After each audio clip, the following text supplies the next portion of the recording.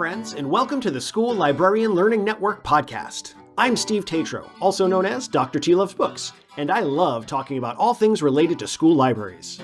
I may be an old dog, but I'm always trying to learn new tricks.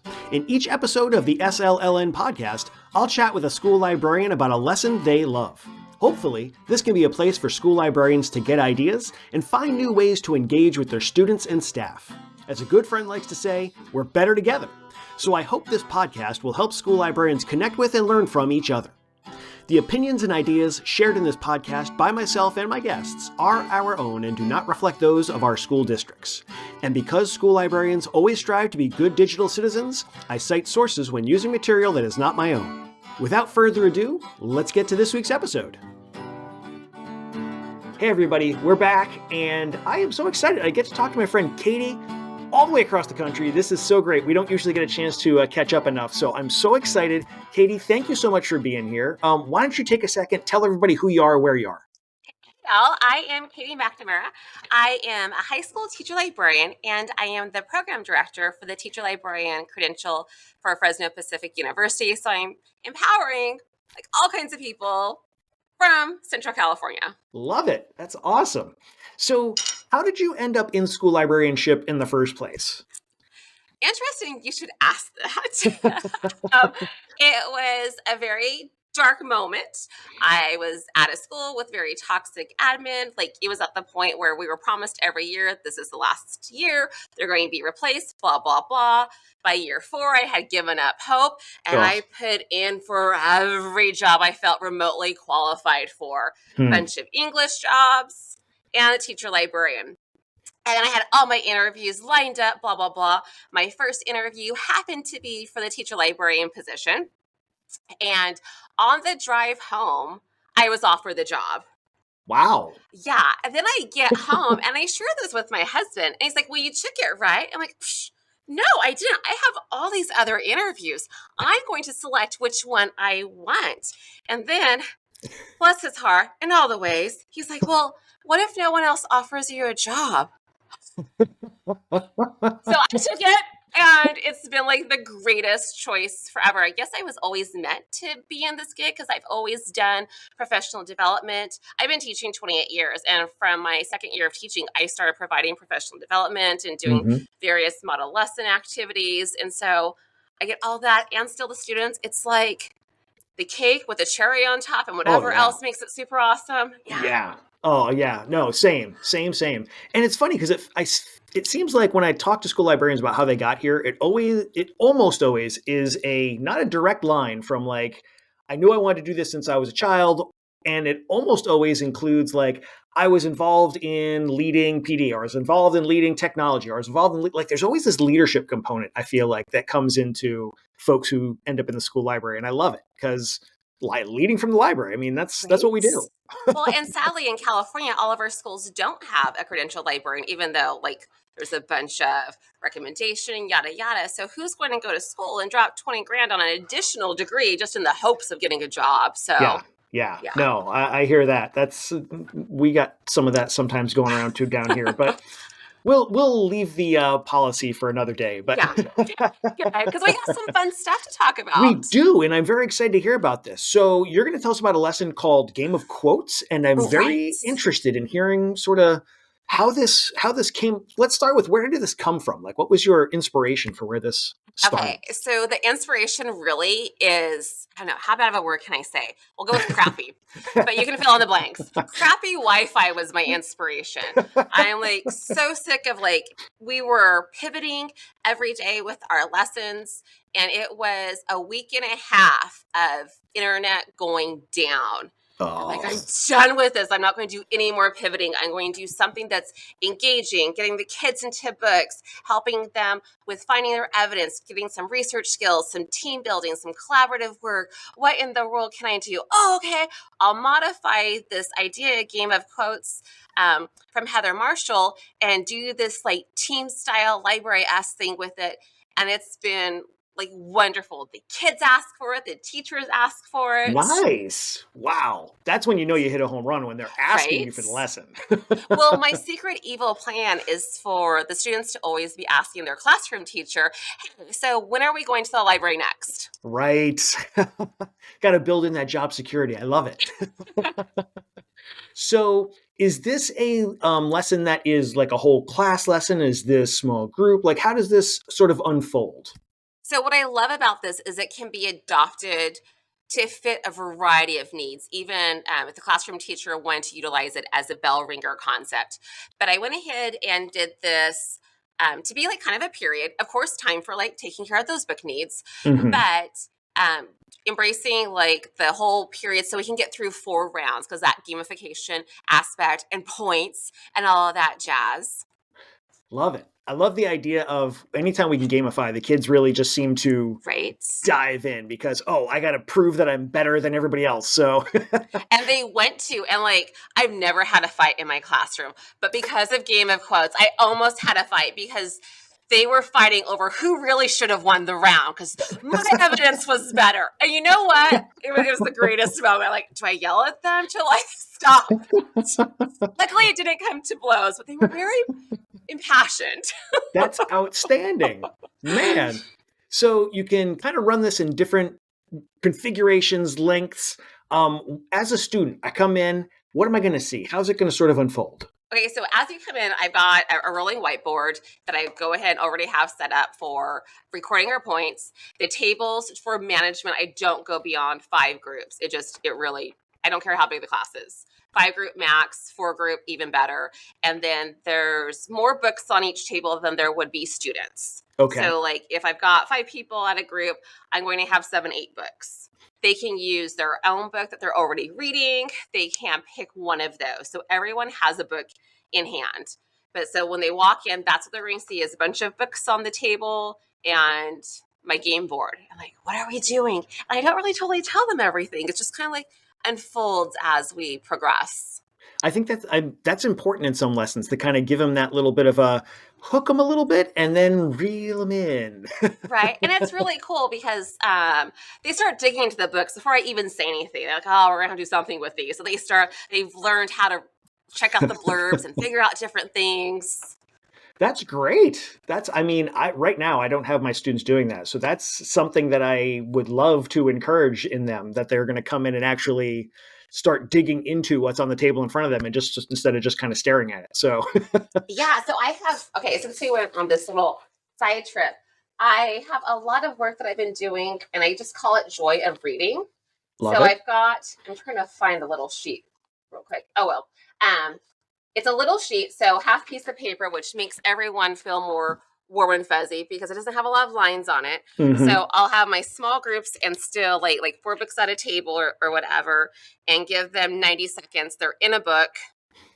They read the cover because they are visually reading. They read Hmm. the blurb. They open random, read a page, and then there's always someone like, "Oh, I already read the page." Like, you read 2 pages. Like all at the same time, you are in that one book. At the end of 90 seconds, the books rotate, and we repeat the process. Rotate and rotate. So 90 seconds goes pretty fast. They went into 4 books, and this little half-page joy of reading. They're going to prioritize the books they looked at. What was their top favorite and what was their second favorite? So they have to record the title, the author, and then 2 reasons why they liked it. Okay. I like that. Yeah. Real quick, like a Real speed quick. dating kind of situation, Yeah. sort of. So another twist on that, or sorry, we're like getting all kinds of extra bonus points in here. I'm doing a big graphic novel unit with another teacher. So I tweaked Love this. that. We used graphic novels, and then the why I like it had to incorporate graphic novel terms. Ooh, okay. Yeah. So did you have like a list of graphic novel terms, or they were bringing that as preloaded knowledge because they were in the lesson already? So we had already been working on that. I've got graphic novel terms. We've already done the edgy protocol, the fast and the curious, going through quizzes, doing index cards where you make your own manipulatives and teamwork. They're building them, matching them together. We've done also where they just open the graphic novel, like, okay, show me a splash, show me a bleed, put your finger in the Nice. gutter, which then there's someone that goes, hee, hee, hee, hee. And I'm one of those people. Yeah. So they've had already like 5 exposures of understanding the term. So then when we get to this, they can like really focus on that reflective concept. I love that. And maybe, man, now I'm already starting to spin that in different directions. Like you could also have a real fun time with that. Like if you talked about what was your favorite art, like maybe not what was your favorite story, but like what was something about one of the art pieces that really grabbed you, that pulled you in? Mm-hmm. Anyway, sorry. This is, like you said, awesome bonus content. But let's come back around. So we were talking about the kids are coming in. They're going to see your board. They're going to see tables. They're going to see books on the tables, and they know they're going to want to flip through those books. So where are they going to go next? Okay, so you've got to like get that timer going, or the time will just escape you. Or like I have ADHD, so like I don't do time management well. Like, oh, you have 3 minutes, and I am bored. It's like, oh, I only gave them 1 minute. They didn't do half of what I want. I'm like, what? What's your problem? Oh, it's me. Hi, you're the problem. So I use my phone to set the timer.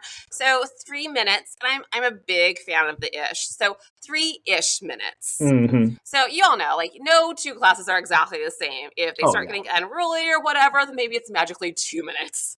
But 3 minutes, they're just in their books, and then I have cards. All these magical cards. Sorry, folks at home, you can't see them, haha.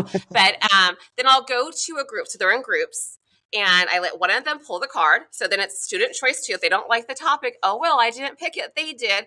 Ooh, the one I just pulled. You ready for this? Bring it. What you do not want to hear in the morning.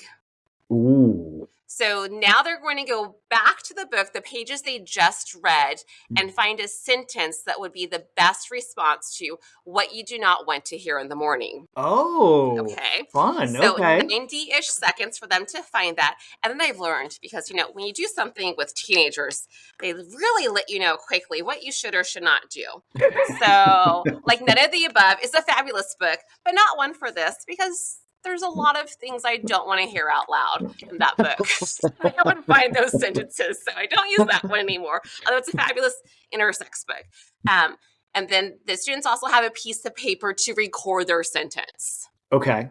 And then helping with other standards that are coming up. I'm really big fan of clustering the standards. So they write their quote, they use the quotation marks, they use the parenthetical citation, blah, blah, blah. And if I'm not ready for that, like sentence on the page it came from, we'll get at least that done. Okay, so 90 seconds, they find their sentence, they write on a piece of paper, then another 90-ish seconds, they talk in their team, and then collectively as a team, they decide which response is the best. Okay, so now we've got individual work, but we've now brought in the group element, the team element, as we talk through, here's what I came up with, who thinks they can top it. Yes. Okay. And usually there's other interlopers in our space. So I will find 1 or 2 people like, hey, do you want to be a guest judge? Because I'm not supposed to be bad cop, like ever, with what I do. So I get these 2 people, whether they're students or faculty that's in here, someone walking by, hey, like don't like literally grab them because there's laws against that, but grab someone, hey, do you want to do this? And with other faculty, okay, here's the bonus. Like I grabbed a social studies teacher to do it. Well, that's leading to a conversation. Oh, how could we do this with my content? Yes. Ooh, yeah. So it's not an accident when I grab these judges. Okay. So then I got my guest judges, and one at a time, each group shares their favorite quote. Okay. And then that guest judge has to determine, I used to only do first place, but then I like giving out points to as many as possible. So now I give points to second and first place. Okay. So they're on the leaderboard, and they get, second place gets 1 point, first place gets 2 points, or if you want to give them to all, you can. And there has been times, because I'm in charge, I can like tweak these rules however I want. There was one time, it was magical, Steve. We had a 4-way tie for first place. Wow. But that's awesome. Yeah, I'm in charge, so I can kind of do that in my space. Record the points, and then we repeat. And so now they get back to the book, they're reading more of that particular book. And then again, you got the cards, go to a next table, and then they pull a card and just repeat. Okay. So it's the person who pulls the card the first time. That one card is for all the teams to work with. Yes. For this. Okay. So they're all working the same problem. Great. Okay. Yes. That totally makes sense. And then when they go back into the books for the second round, third round, fourth round, are they supposed to pick up where they were reading before, or should they jump around? Like, do you think it makes a difference? Does it sort of make sense to have them jump, or I don't know? So if it's the book they're already reading, it makes more sense for them to continue where they're at. But if they've Sure. come in and they're really only going to read the book for, even though it's okay, let's do some simple math here. If Mm-hmm. it's 4 rounds and I give them 3 minutes a round, that would be 12 minutes, provided all the teenagers actually did what I told them to do. Right, which we know won't Okay. happen. So, So maybe 8-ish minutes right. of reading happens, and everyone reads at a different speed. So maybe Mm-hmm. that's like 4-ish pages. Mm-hmm. So Mm-hmm. and if the book is new to them, like read wherever you want, open it to the middle, whatever they're reading. That's what I care about. Yeah. Oh, absolutely. And I can see where like the reader who happens to come in at a really interesting point is going to want to continue from that point. Maybe Right. even, I don't want to jump ahead, but does this convert into like some checkouts that kids end up wanting to take some of these books? Of course. Oh, of course. That's so precious. They're like, well, I really like this book. Is it? And I'm not trying to make fun of them. That's how they talk to me. Same thing about like a Yeah. display just got, well, can I? Yes, please. And we've Yeah. all had those moments. They ask about the books on the display. Please. That's Yeah. the point. It's why they're there. And I do, again, like not making fun of the darlings. I love how respectful they are. Mhm. But yes, definitely you can check out this book. And it's fabulous. And then it's extra work on me sometimes. So I'll make sure I have additional books already prepared to put on the table because I'm selective as well of what books I put out on the tables. Right, right. No, that totally makes sense. You definitely want to think a little bit ahead about what you're asking them to say out loud, like you were saying before. Right. Yeah. And like similarly, like you had already mentioned speed dating, and I do a combination of like speed dating and book tasting is how I happen to run it. But if you're in a secondary environment and you've got like all these classes popping, you've got to have books at the ready to vroom, magically be Right. there for the next period. So same thing here. You want to have a stash ready to go. That sounds bad. Yes, I do have a stash. And yes, I will share. Okay. Totally makes sense though. Totally makes sense when you've got kids and you don't know what's going to happen next. So always Right. good to have something extra in the back pocket just in case. Okay. Totally. So we get a couple of rounds. We've got guest judges coming in and saying, here's who I think answered that prompt the best. How does this sort of wrap up once we've gone through a couple of rounds? So we go 4 rounds. Okay. I like going 4 rounds. And then at the end, like I've got a goodie bag. Ooh. And I'll have stickers. So I got some Nice. fun like bookie stickers. I have those neat sensory stickers. I love these like rainbow stickers that Oh. have the like, that stuff that you just rub your finger on it. It's like really cool. This year I also grabbed fidget rings. Oh. And I got inspirational like magnet bookmarks. The magnet bookmarks were not that wasn't the thing they wanted. Oh, what I don't have, are they called squishies? There's these little things that you can just like squish. They feel like nasty on your fingers, but the kids love them. They come in like dinosaurs and kitty cats. Interesting. Okay. Yeah. Okay. So I little love it. things that aren't going to break the bank. Mhm. Even like, okay, I even get candy that other teachers give me sometimes. I'm like, oh, I don't care about that. I'll put that in the bucket. It's a nice little piece of candy is what they want. But like that winning team got a little something. And they feel so Nice. good. Well, anytime you get to rub your classmate's face and your ability to Yeah. outpace them. And then when you have something like, here's my evidence that I won. Wahaha. Love it. So they're coming away with gifts, but they're also coming away with the knowledge of here's how we're going to cite sources when we're doing citation stuff. So that's the big bonus. And then I don't tell them this. Like they're finding evidence. They're spending time selecting critical evidence. Now, critical, I'm taking liberties with that term right Sure, now. but like really it is. It's like, yeah. Here's a claim. Dig into the book, find a piece of evidence that really, really helps support it. Yeah. So No, they're that's doing great. that high level thinking of Yeah. determine when you prioritize and pick which is the best, that evaluative state, that's the highest level of the thinking pyramid. Absolutely. That's, I am definitely going to have to steal this and share it with my ELA teachers because they are having a dickens of a time trying to get, especially our 7th graders, to find evidence that makes sense with the claims that they're making.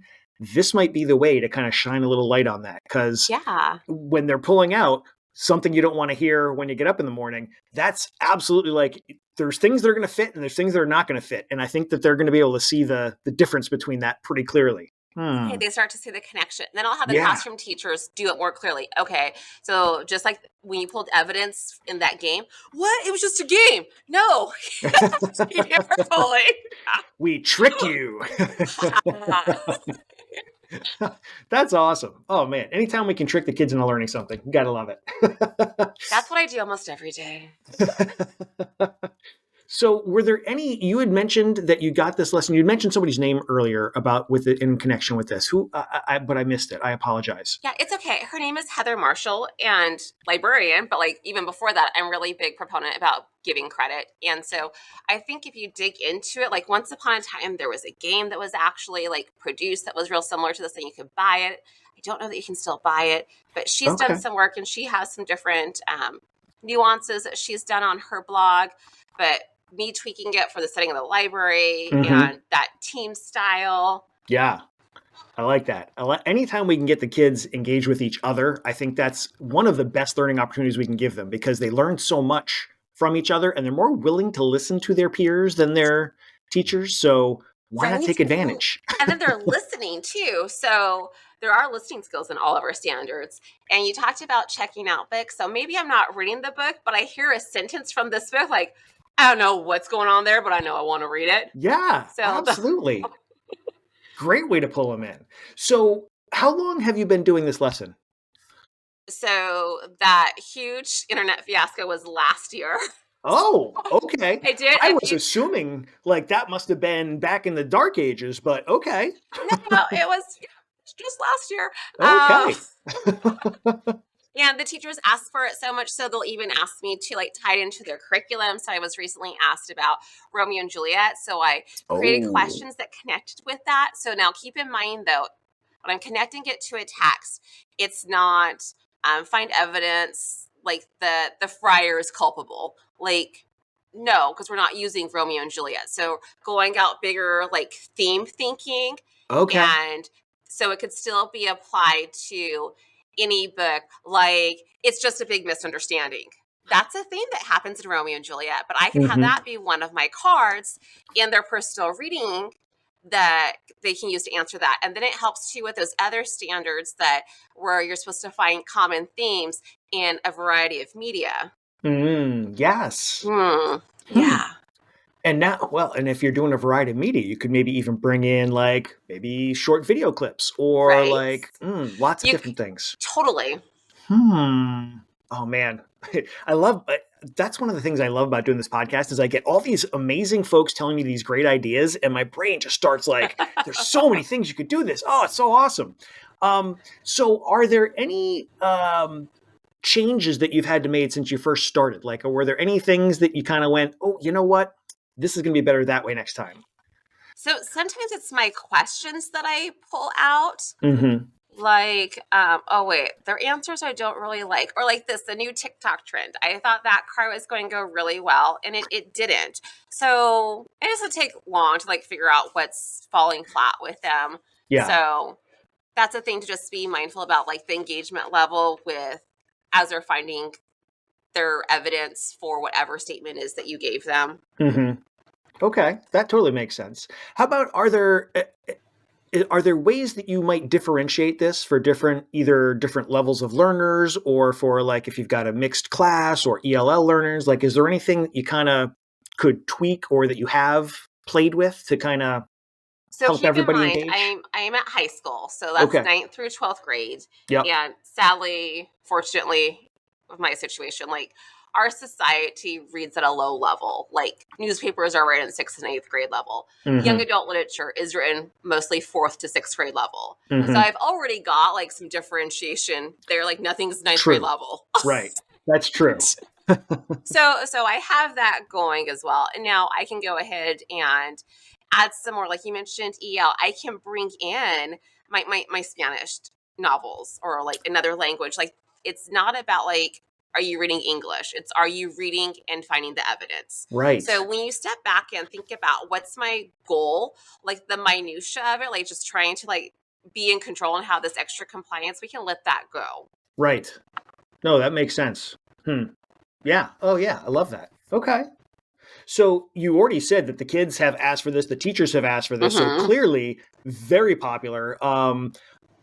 I was going to ask, like, how do you think it's working? But clearly it's working. Like, clearly this is coming over. And do the teachers find? I mean, I think I'm answering my own question, but the teachers find that this is effective for the kids' learning. It must be that the teachers are asking you to, hey, keep doing this, keep developing this, add it to this subject area that we don't already have it in.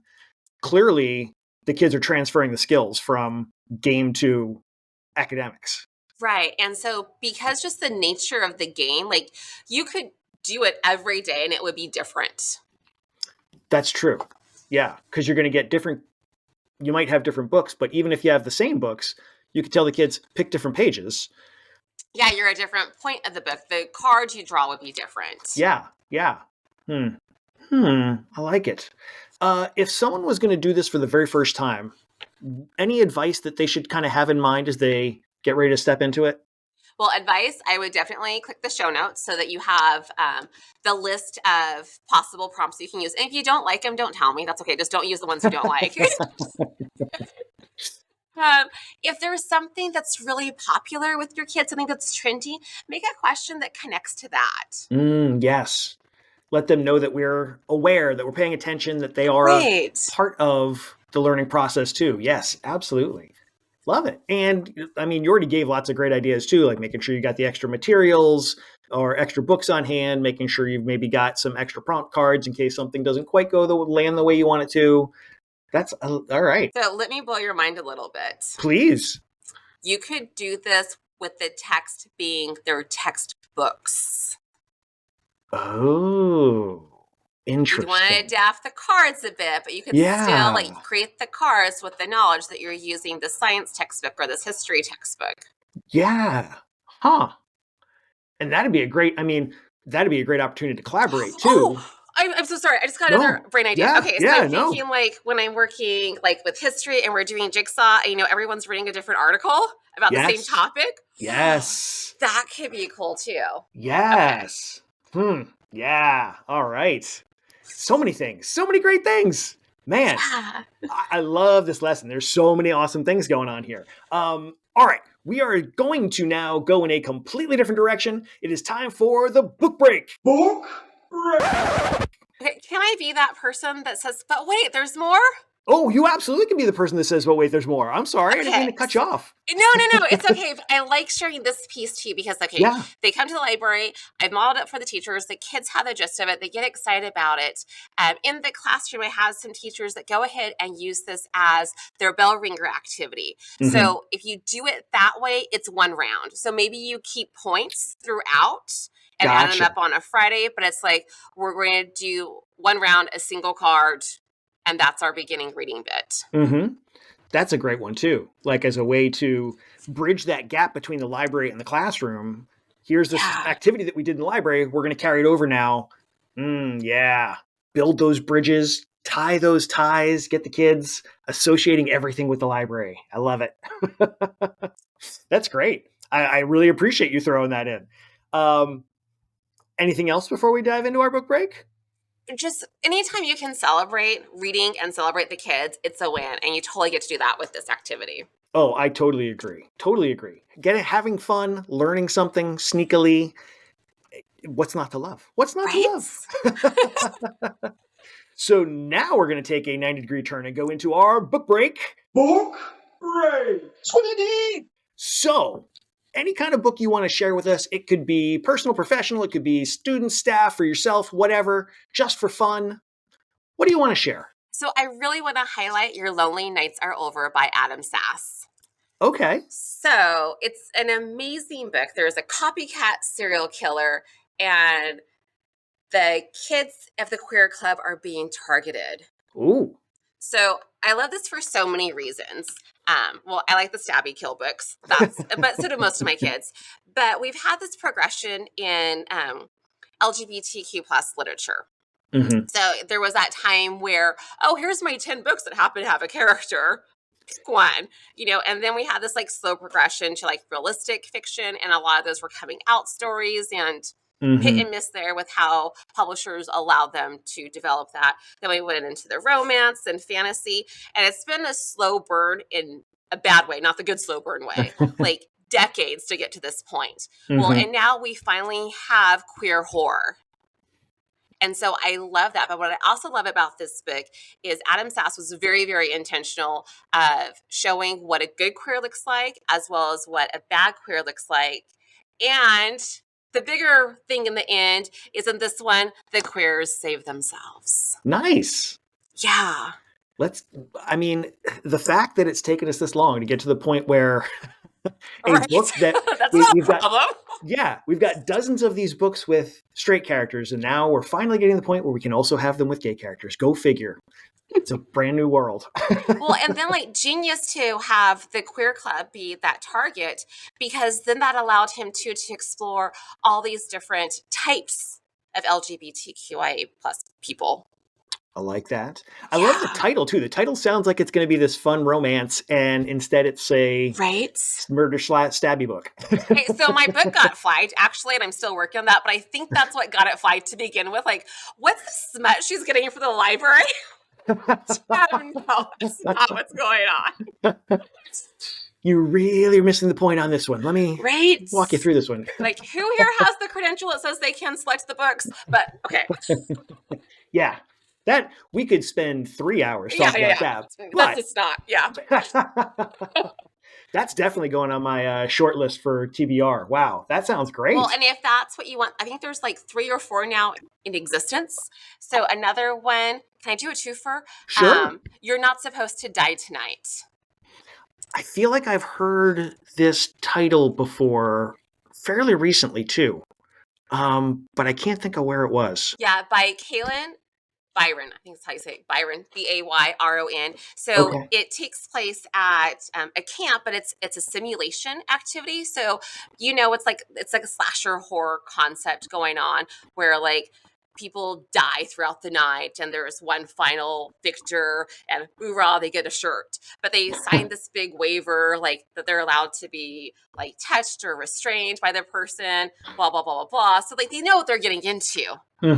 But they don't know there's also like real killing happening. Yeah, that seems like it'd be not something that would be advertised usually. But yeah, well, and like the people in charge of the activity, which are teenagers, because the guy in charge is like just a money maker, bleep bleep bleep bleep bleep. No idea what's going on. They just feel like, hey, this other kid didn't show up to do their job, and now I have to take up their slack. What? Not like, oh, maybe something happened. Like, where? They're sleeping somewhere. What?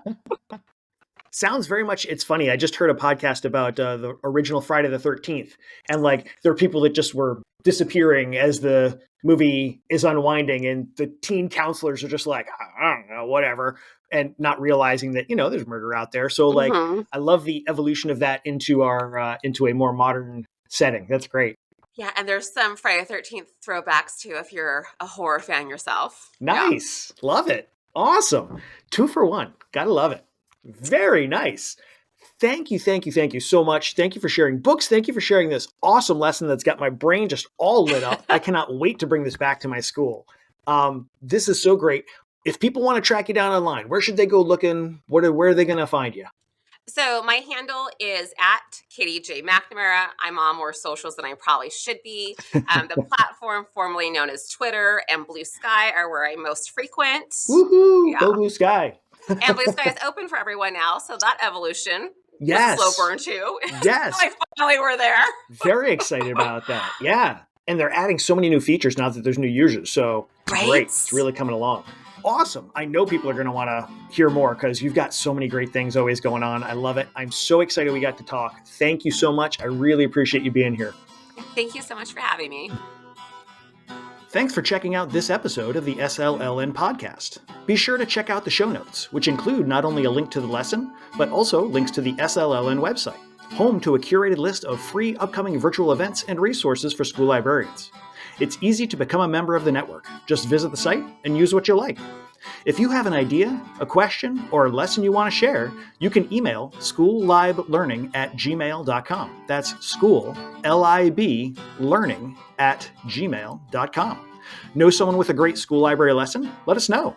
Until next time, be safe, be good, and be well.